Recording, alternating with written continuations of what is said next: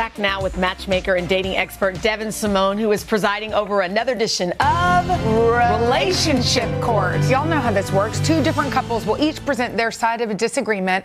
Devyn will issue a final ruling, and you also give some words of wisdom. Yeah.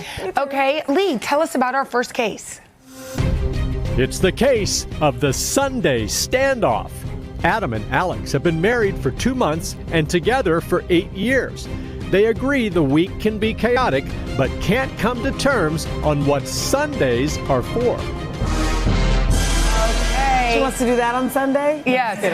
I want to do that on Sunday, too. I want to do that every day. Okay, Alex, you're going to have 20 seconds to make your case. Then, Adam, you will have your turn. Alex, 20 seconds on the clock. Tell us what's happening. Okay, so there's 7 days in a week. 2 days of those belong to us. The rest belong to work. I say they should be fun. We should do what we want. Yeah. We should have fun. We should go to brunch. We should lay on the couch. We should do anything but work, because the next 5 days are for productivity. Sunday's for relaxing. So Sunday fun day it is. Sunday fun day it is. Yeah, do you have any follow-up questions? Or? Well, not yet, because then we need to hear from Adam. All right, Adam, 20 seconds on the clock, my friend, and go.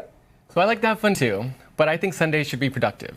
To me, that means meal prepping, doing laundry, making a to-do list. That way we're prepared for the week ahead.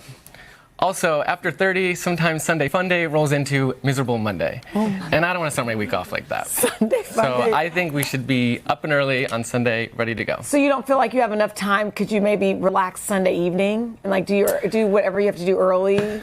Or have fun early and then, you know. Well, either way. But like the day, do a little productivity, Yeah. a little fun. Yeah, like Judge Hager just said. Like vacuum with a glass of wine in your hand or something? Yeah. That's my favorite way to Sure. vacuum. Is that possible? It might not be the best vacuum, but... Okay. Okay, Alex, how do you feel about being productive, you know, like what Judge Jones just said? A little bit of productivity and then having fun too.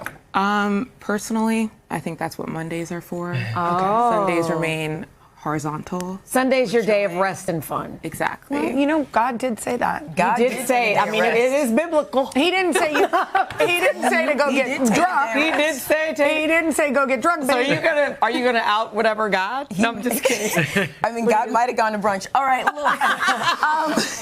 look. Being in a partnership, one of the things is to remember that you and your partner are wired differently and to create space for that. Now, fortunately, you're working 5 days, it sounds like, and there are, in fact, 7 days of the week, which means Sunday can be the fun, or Saturday, sorry, can be the fun day and the fun recharge day. Like, be in the moment, be present. I get wanting to be productive and be ready, but sometimes being so forward thinking means you miss out on just the little chill moments you have together. So Saturday is the chill day. Sunday is productive day. However, you pick a couple hours to do it, and then she can chill for the rest of the evening. If she wants to be a VeggieTale, she can be a VeggieTale. So in this instance, I am actually ruling in favor of Alex. Oh.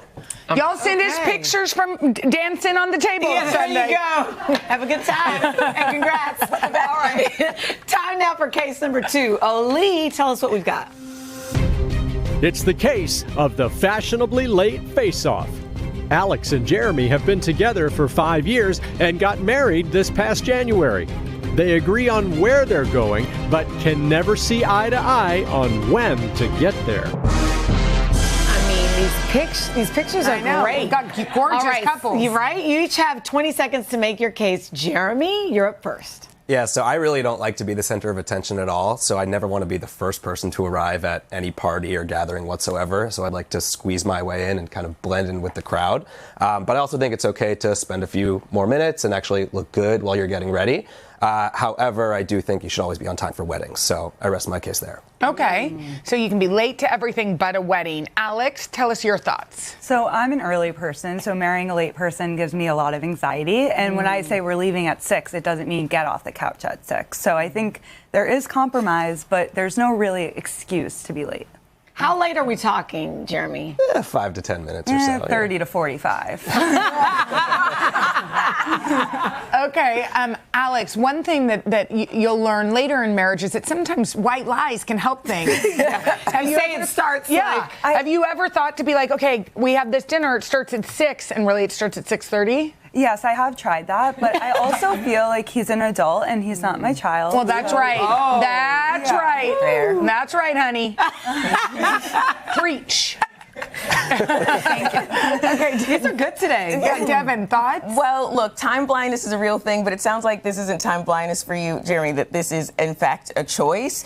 And while being fashionably late is nice, nothing's fashionable about having a stressed out partner when you arrive. So you're going to have to do a little math, right? So think about how much time it takes for you to comfortably get ready where you feel your best. You can feel great walking the space, and then do the math backwards from the time that you need to get there or the time that you need to leave.